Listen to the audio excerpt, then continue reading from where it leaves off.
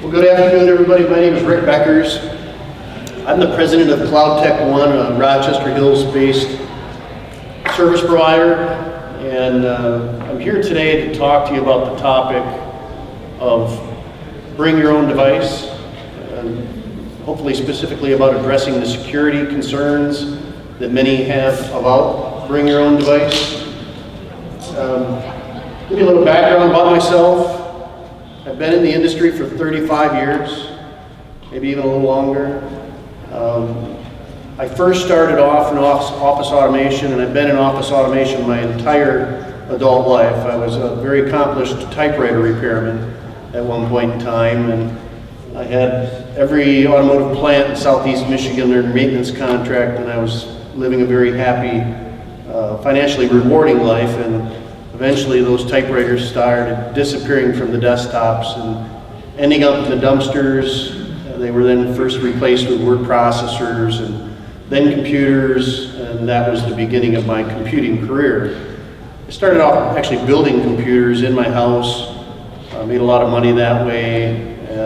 Eventually Dell came into the community and took all the margin and the fun out of what we were doing. But then I moved on and up from the single small computer environment and became one of the first certified network engineers in Michigan. And then as networking has evolved through time, I've evolved, and I've been a value-added reseller.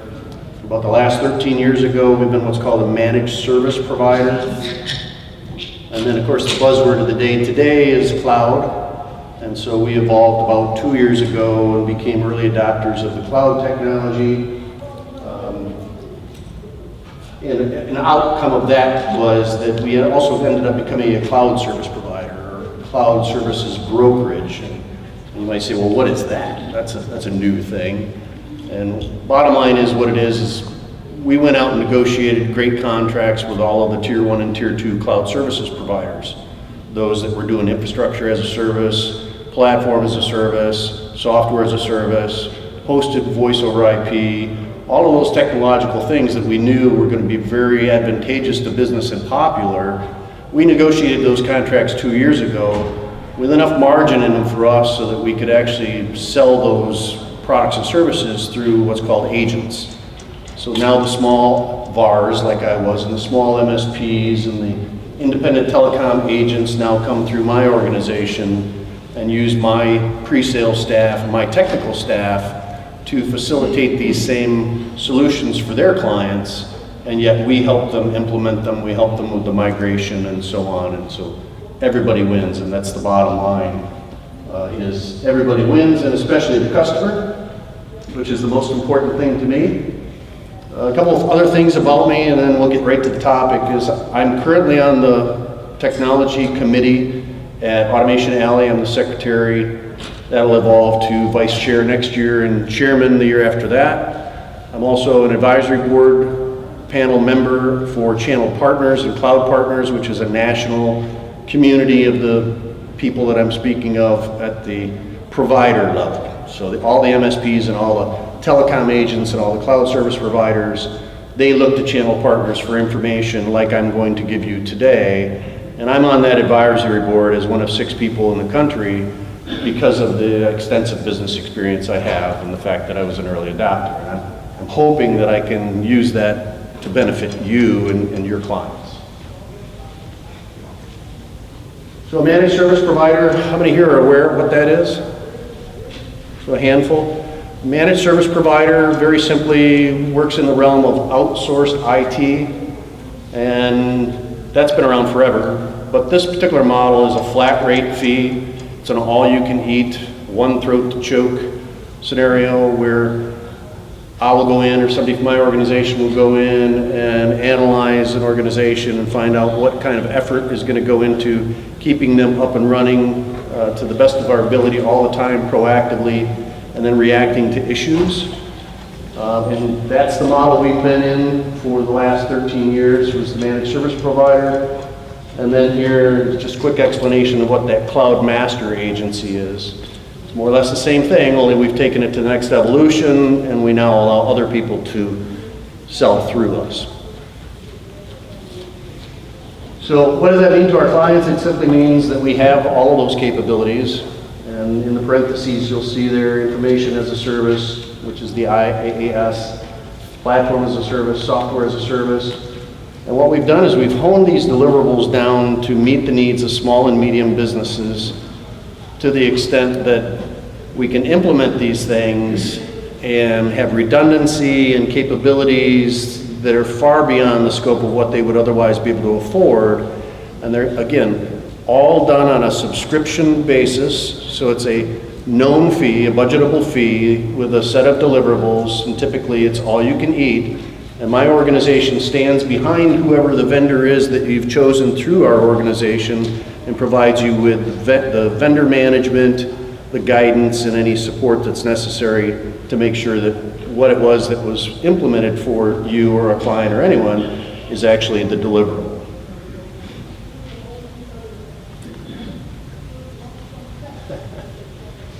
All right, so we've gotten ahead of ourselves here, haven't we? You guys read all these, right? All right, so here's what we're going to talk about today, just a quick checklist. I want to talk to you about the BYOD. BYOD to me is one thing and to you it's another. And mobility in general is going to be covered because the two are no longer separated by what used to be an invisible line. It used to be that corporate mobility was one thing and personal BYOD experience was another. But both now need to be covered in the same manner because they're eventually going to end up on the network. And to be responsible and allow them to be on the network, we have to deal with the same issues. And the tools that we have to do that are one and the same. They're no longer that separation. I might be able to have you see some mobile device management software and give you some ideas of the capabilities of that software. We'll talk about how you get started in BYOD, and I don't mean you becoming a BYOD consultant of some kind. I'm saying you or your clients, I'll give you a very practical list of how to start and the things you have to look at before you can enter into a relationship with any kind of vendor for BYOD, or even allow anybody to connect something to your network in a BYOD relationship. We'll talk about the costs. There's always been the premise versus cloud, and I'll go into that. You guys can probably relate to the CapEx versus OpEx. Well, this gets you to the OpEx side of the equation versus having to have those large purchases that used to be necessary every 3 to 5 years. Now we know that it's just going to be an ongoing subscription basis that we can count on. Beyond that, I'll explain to you how beyond this meeting today, because I can only impart on you so much information, how you can get more about this and other technology knowledge free of charge locally. And then I'll give you an opportunity to have a little Q&A, make sure we answer the specific questions that you have in your mind. So the bring your own device strategy is obviously something you're aware of or you wouldn't be here. How many are in a situation where BYOD is already implemented, or people are bringing their devices into your network and connecting to your wireless, connecting to your file systems? So a handful. Are the remaining people who are not seeing that in their lives today, is it specifically because you feel the security isn't there, or is it just some other reason? Security? Maybe not? Okay. Well, by the time you're done seeing what I'm going to show you today, I'm going to assure you already in advance, it can be secured. Not only can it be secured, it can be secured quite inexpensively, quite conveniently, and quite quickly. So, BYOD, the reason why you want to do it, you look at it from both sides of the equation. You got the management side of the firm and their thoughts and processes and vision, and then you got the end user, and they both look at it for different reasons, but ultimately the purpose or the reason why you want to do it is so that you can be more productive, it's more convenient, you can get more done, communication, collaboration exists at a higher level. For the management, working at home gives people quality of life, which is employee retention, if you will. And it gives you the ability to scale up or down an office. You can utilize it for training new employees. You can bring on a whole new sales staff just like that. There's just so many different benefits to it that everybody's looking at it, and I'm sure that's why you're here. Employees, whether or not you know it, are already bringing their devices into your network. If you've given them the wireless SSID and password for your organization for their laptop in business, I guarantee you, when they came to work, they conveniently pulled out their cell phone and they attached to your wireless in order to keep down the minutes on their cell phone and do other things, and stream video and so on and so forth. So they're on your network. And these smartphones are no less dangerous than a laptop or a desktop or anything else. In fact, I dare so say that they're more dangerous because those devices are typically used for entertainment purposes, and they're used by the employee and perhaps their children and everything else, and so you don't know what's on them, and as they move onto your network, if you didn't proactively take care of them or account for them, then you're setting yourself up for a huge disaster. And so you need to make this assessment on any network, yours or your clients. Do the due diligence, lest you be surprised. The other thing about management and BYOD is they look at it from the perspective of employees usually purchase the devices. The reason why they do that is that personal desire as to which one you want. Most companies, if they're going to buy the devices, they're going to negotiate with the carrier, and they're going to make a deal, and they're going to say, well, I'm going to buy them then, and if I'm going to buy them, I'm going to give you one choice, and that is the Samsung, Note 5, and actually it'll probably be something less than that. Or the iPhone, and not the one you want, not the pretty rose-colored one with 64 gigabytes of data. But so this gives you the ability to allow them to buy the device and pick the one that they want, the one that they're comfortable using. It could be that they've had a device like this before and they're very adept at using it, and so why make them learn something new and slow them down? The whole purpose of BYOD is actually to increase efficiency and connectivity, etc. So I mentioned earlier better communication, collaboration. There's a world of things you can do that smartphones and BYOD present to you that without it today, you've got this wall obviously on the edge of your network. There's no kind of connectivity there that's going on, and you're making your employees or your clients are making their employees come to the office, chain themselves to the desk to be able to get at the things that are necessary to do their jobs. And that's not always the most proactive or productive place to be, right? Especially if you're in any kind of sales or customer-facing role, the place for you to be is out in front of the client, shaking hands, creating relationships, bonding with those people. And if you could do that, and any salespeople in the room? I mean, you're all salespeople and that you're professionals, but have you ever been in front of a customer and had the opportunity to close a deal and write a contract if you could get the information to the customer right at this point in time because they were hungry and ready to go and they had a need? Of course you have. So if you were able to deliver that, you're actually increasing the revenue and the profitability of the company. And so BYOD gives you the ability to do these kinds of things and many, many more. I've covered all of that in just that one rant there. So there are risks, obviously, and these risks are there in an environment that has not been secured in the manner that I'm going to speak to you about, all right? So already we know that sensitive data is on those devices. They've connected to your wireless, and unbeknownst to you, there's data transfer going back and forth, and they leave the company, they lose their phone, whatever it is, that device is out there and it's got your intellectual property on it. And you need to have the capability of getting it off of there, or at least locking it so that whoever finds it, doesn't have some kind of inadvertent access to it.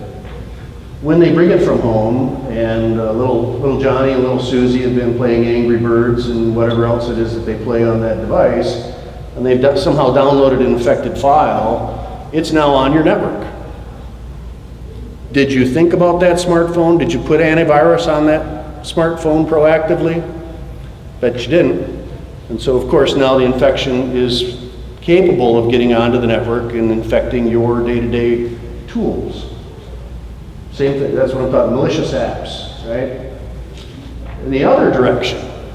So now they can use this device to actually intentionally steal data, intellectual property, sales data, whatever it is they want to steal, they're inside your network, they're connected. They already have credentials through the Active Directory credentials that you've given them to log into your network. So they're going to be able to get at that same information, except you're not looking at that smartphone. That's not where you're looking to see that this data is being moved, and so out it goes, disguise, out the door, nobody thinks of it. And then this is the other one that I love, the Dropbox dilemma. Now this is totally different, but along the same lines. People bring in a personal device, BYOD, with their personal Dropbox account on it that they use for pictures and all sorts of other convenient things. And they walk into your network and they attach to your network and then they grab the files off the server and they put them in their Dropbox and they walk out the front door. Then they go home or wherever they go, log into their Dropbox. There's all your files. Did you know that Dropbox is not auditable? So you will never have any idea that that actually took place. And that's a big, big problem. Happens all the time. Even if it's happening for a matter of convenience, that somebody took something home because they were going to actually do some work at home and utilize their personal Dropbox, it's still an exposure. You need to be able to fulfill that capability with a tool that you can centrally administer and audit and see what went out and who took it out and when it went out. So if you ever have to do any forensics, it's an easy report to run. Just a note. Security, security, security. I mean, we've gone all over it before.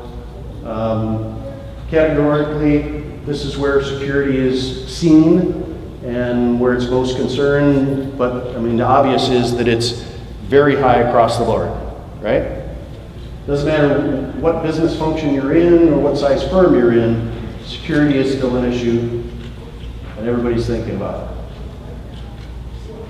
These are instances that you can look at that you can relate to and say, well, yeah, I can see how that could happen. The C-level exec came into the office and nobody was concerned about him attaching, her attaching to the network, and it was all done so that he could bring data or take data that he had every right or she had every right to do, but brought in that infected laptop that then gave ransomware to the network and encrypted all of their files. Well, I sure hope they had a good backup and disaster recovery plan. And then there's the disgruntled sales rep that I was talking about taking files. How about that last one? There's BYOD, presidential candidate, has an email server at home. Takes all the data, erases it, and says, well, I don't know what you're talking about. Anyway. So all of those points covered again here. Don't want to get to the meat and potatoes, I suppose. Is it secure? Yes, it's secure when it's done right. It definitely extends communication and collaboration. The end users, actually the personnel, actually get a tax write-off, right? You guys know that. I don't have to tell you that. So they like that. You don't have to pay for them, and you don't have a pile of returned cell phones that the new hire doesn't want the old used cell phones. So you don't have a pile of those laying around. And actually, it improves the business marketability. Well, how does it do that? Improves the business marketability because you don't have those contracts weighing you down. It's not a huge expense, but you don't have those contracts that you're locked into.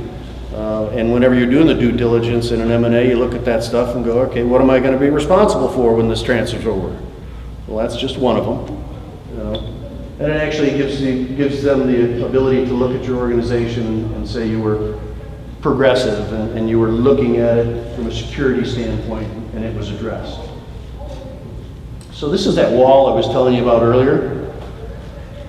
This used to exist, where everything on the left side of the equation here is the personal usage. And back in the day on the corporate side of things, it would be locked down tight. And you wouldn't be able to get at anything unless you were specifically given rights and permission by the office to do so. And those two have now merged and blurred, and they are one and the same. So here's where we get started on the plan. Where do you start with BYOD? The bottom line is it starts with paper and pen and planning and communication amongst the key stakeholders in your organization or your client's organization. Because there is no BYOD plan that holds credibility or will be adapted in the organization if it's not received buy-in, at the top level of the organization. So you have to sit down and decide what is it that we're going to allow them to get access to, what's going to happen when they come into the company, and what happens when they leave the company.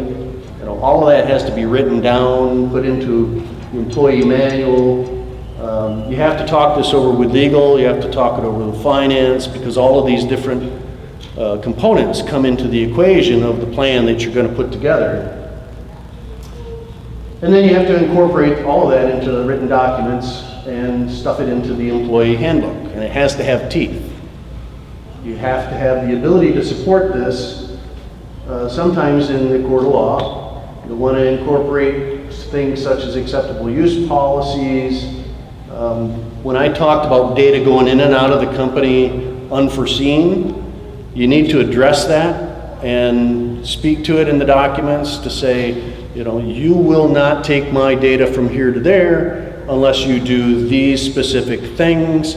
And they could be something as simple as, use this device that has been managed by my system and you could even go so far as to say, is encrypted, and so on and so forth, and that you shall not transfer data on devices like open and unsecured USB sticks and devices that have not already been pin locked, right? We'll go into pin locking in a little bit here, but basically you have to tell them that unless you do all of the things that I've already thought of and put in place for you, these are the ramifications, right?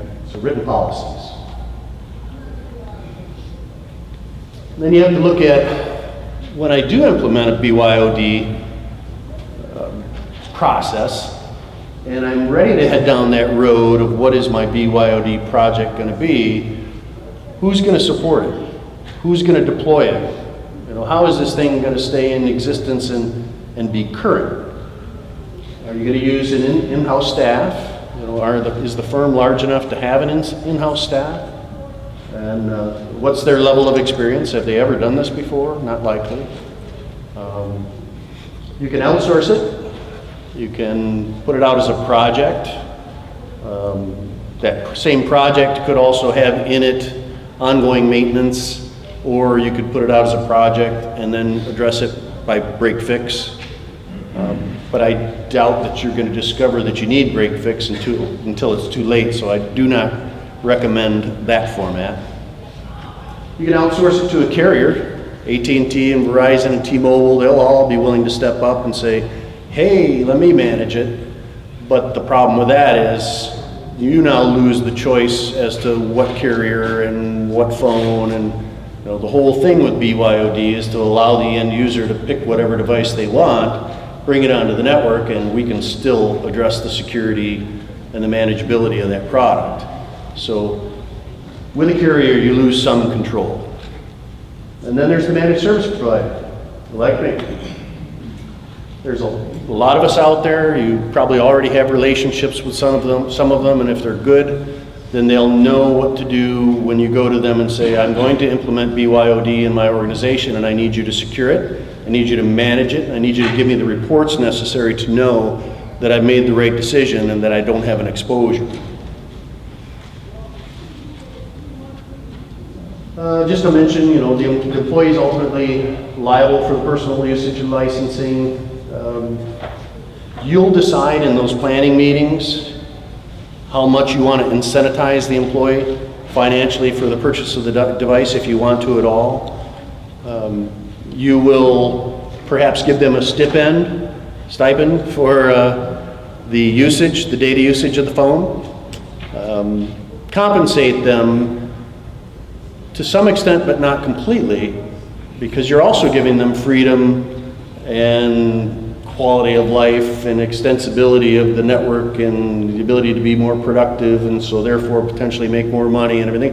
There's a lot of trade-offs, so it doesn't have to be all on you or all on your clients, but all of that has to be decided up front. It has to be documented so that both parties sitting at the table, employee, employer, know exactly what's going on. And if the device is lost, you have to know that and have discussed that in advance and tell them these are the ramifications. And that way they can immediately get a new device and there won't be any contention when that process takes place. The information technology staff, whether that's internal or external, they have to have a BYOD system, and you'll see this shortly. They have to go through and they have to do their annual analysis of even their own system. They have to perform updates. They have to reiterate the liabilities that I just mentioned to the employees and to HR. They have to do common testing of their own system, not unlike a backup system. You can have a backup system all day long, but if you don't do a restore, how do you know the backup ever worked? Things like that. You do the same thing with BYOD. You don't just assume the device comes on the network and, hey, everything's fine, all right? So we put it through its paces and make sure it works. Companies like myself, we do those as natural steps within any process. So why use an MSP? Well, we have experience. Thousands and thousands of devices have been brought onto networks all over Southeast Michigan. Our reputation's on the line, so security is always as high as it could possibly be until you tell me otherwise. And sometimes people get so loosey-goosey that we actually make them sign waivers that, well, you told me to do this, Monitoring, you have to have proactive monitoring of the devices and the connectivity and the activity that's taking place between the devices and the network.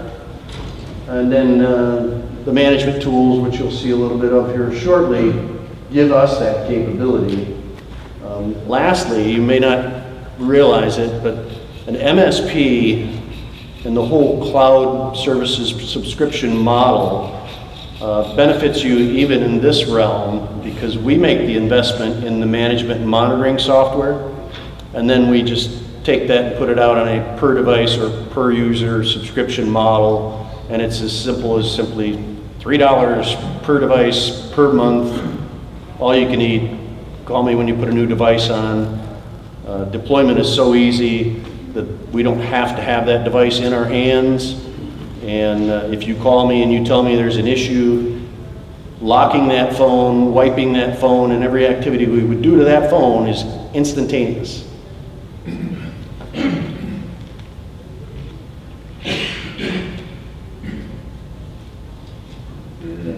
No contracts, pay as you go from an MSP. So you start with us this month, you tell us how many devices, we do our deployment, we protect you. You buy 10 more phones. We scale it out. On that month, we bill you for the 20 that you have now. 2 months later, you decide to let 3 people go. It goes back down to 17. We bill you. It's just simple math and the way it should be. And get this last one, right? The 5th bullet point there, you get an entire team of 1 person. So in an organization that even has an internal IT person, they have 1 person or 2 persons or however many it is, but I guarantee you they don't have as many as I have. And yet my price and my processes and my MSP offering includes all of those people. You get the knowledge base of all those people, you get the bandwidth of all those people to work on your behalf, and we put them all to work for you.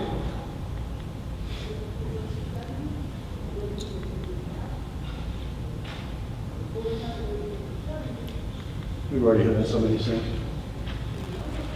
MDM enrollment, I already touched on the fact that when we sign you up and put your phone into our system, it's going to send you a text. You're going to hit a link. You're going to download an agent. You're going to type in a code, and that's it. It's done. To do it the other way, on-premise, used to be a product that was very, very popular, and one of the only ways that you could get MDM inside your organization, and it was from BlackBerry. How many people have a BlackBerry still? No? No Blackberries? But anyway, BlackBerry had quite a cool thing because they were so proprietary that they could, through their enterprise software, which cost you $2,500 plus another X amount of thousand, depending on how many phones you had. They could do all these things I'm talking about. So do the math. How many phones would it take you on my plan or AR plan or an MSP's plan to start to hit those numbers? So we're totally scalable. The products that you're going to see, or any of the products that you would use that would be cloud-based, scale out to tens of thousands of people. So it's not a little thing. It covers 2 to 10,000, doesn't matter. When it gets down to it, Android and Apple iOS are the operating systems that are left, if you will. There's Windows. But how many Windows phones do we have in the room? Got a couple? And that's fine, because quite frankly, and you probably already know this, that's just seen as another computer on the network, right? So we can get at that operating system, but those operating systems now, because they've kind of won the field of the day, the products that are written for the mobile data management they've written them to reach deep down inside that operating system and get us information that we never would have been able to get before. And then we can utilize that information to do whatever is best in your best interest and secure the device. And we can do updates to the operating system and push those out for you. And you're not sitting there at 10 o'clock at night going, well, I don't know if I should do this update because the last time it did it bricked my phone. And, nope, call us, we'll take care of it for you.